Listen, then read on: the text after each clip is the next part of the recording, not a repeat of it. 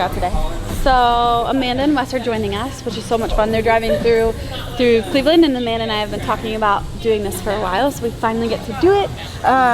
But we had no ideas just because she's on like her last week of kind of chilling until she like really hits training hard for Wadapalooza. And I am gonna do a simulation this weekend for Mayhem Classic. So I'm gonna go Friday, Saturday, Sunday hard, and I can still feel I'm like kind of tired just from the holidays. So I don't want to do anything too crazy. So what we're gonna do is, it may look crazy, but it's a partner workout. So we're gonna go 10 movements. I saw Paul Tremblay actually post this.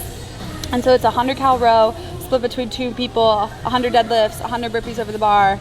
It's supposed to be pull-ups, but we moved it up to chest to bar, 100 wall balls, GHD sit-ups, kettlebell swings, push-ups, air squats, and cleans, split with a partner. So we're just gonna sweat, move, 1-to-1, work to rest ratio today, and just kind of get back into it and see how that goes. So it's great to have some friends here to work out with.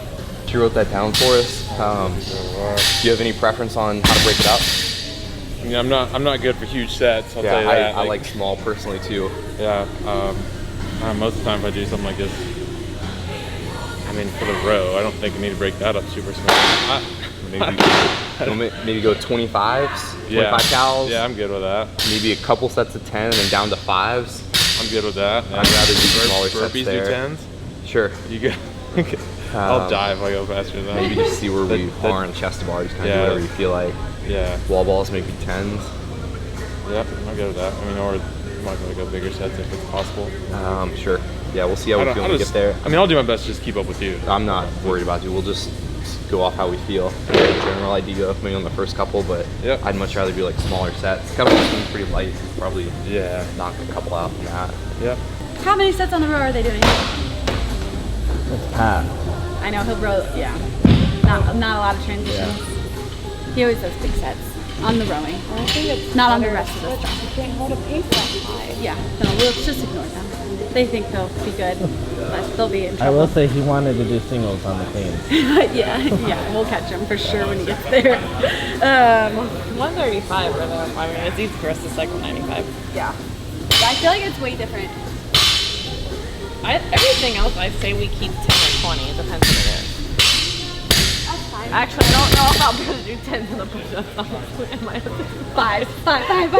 Okay. Because if we do 10s, I'm going to die out real fast. Yeah. And then GHD though, we could do more than 10, maybe 20. Or 25, 25, 25, 25. Or 15, 15, slow 10, down 10. a lot. Let's do 15, 15, 10, 10 on that stuff. Yeah, that'll be better. And just try to keep it fast. Kettlebell swings. Those we can hold on. Yeah, whoever's air squats. Well, some of it we'll have to figure out as we go. Burpees, maybe 10. Yeah. Probably no more than 10. Yeah. Then, because Amanda and I would have to keep switching our GHD a lot, and I didn't think about that. feel like that'd be a problem. Yeah, that will be a problem. But when I throw out a good one that they like, they accept it. So GHD switched to toes to bar. Ooh.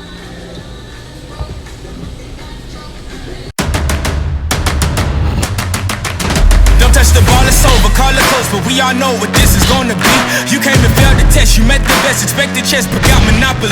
I came and bought you out, I knocked you out, I crouched you out with no apologies. I am the hope, the heart, the faith, the spark, the one who will fulfill the prophecy. I just been counting, never lounging, climbing up mountains, bouncing back. Step in the ring, about you step back. They'll learn hot when I get on the track. I like it louder than most, watching all these shit just buy down to the goat. If I can't decide, I'ma probably get both. We done celebrate, but right now I'm a toast, resurrected ghost. Outside, outside, looking at the stars, staring with my mouth wide. I ain't letting nobody stop me this time. With every single level that I reach and I climb, they ask, are you from outside, outside? Everything around me I create with my mind. Working too hard, I don't want no downtime. Put my team on, they gon' shine when I shine. We can take this outside, outside. Looking at the stars, staring with my mouth wide. I ain't letting nobody stop me this time. Every single level that I reach and I climb, they ask, are you from outside, outside? Everything around me I create with my mind. Working too hard. The first rows, like easy to keep a pace that I know is a little too fast, but I could feel my body like, you're not this warm yet. The deadlifts were hard. I suck at those, and they were doing like huge sets. You could just stop it crazy. Hey, that's not very nice. You like you thrash around when you sleep? Yeah. Like I hit Pat in the chest. I talked to him. I've tried to get out the window before. Like I am a crazy sleeper. And so these weighted blankets I heard are like, they're just supposed to help you be calm when you sleep and help with anxiety and stuff. And so like I don't really have much anxiety. I do pretty well. Since I started with the Beam CBD, like my anxiety's gotten so much better. And just working on like being aware and being present and things like that. Like little things, they really help. But sleeping is one thing that has not changed. And I am, poor Pat, like the poor guy has, like there's a couple nights I'll smack him in the chest and I sit up and I don't even know. I'm dead asleep. Nope. Sitting up like, so I like wake up to sheer panic, and then she just like rolls back over and goes to sleep as I'm like, my heart's pounding out of my chest. So my gift from him for Christmas was a weighted blanket. And I was like, what is this, like a straight jacket? He like locked me into bed. That's really cool. You put your arms in and it just you can't sit up. But I slept so good last night, and I I caught swear. her in the blinds before. She'd like be in the window and she's like tearing apart the blinds. I'm like, what are you doing? I was like dreaming that they were talking about the door, and I like woke up and Pat and him were like working on the barn. I was like trying to keep the barn door open or from like falling over. I got a weighted blanket for Christmas. I was telling Dusty, you have one? Amanda has one too. See? Is it heavy? It's the cool thing. I mean, how much does your weigh?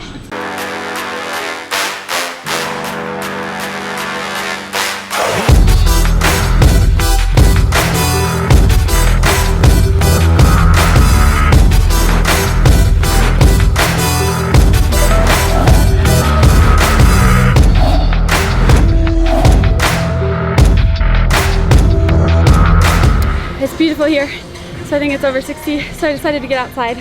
I worked out a little bit this morning, and still, you know, right after the holidays, getting back into it can be tough.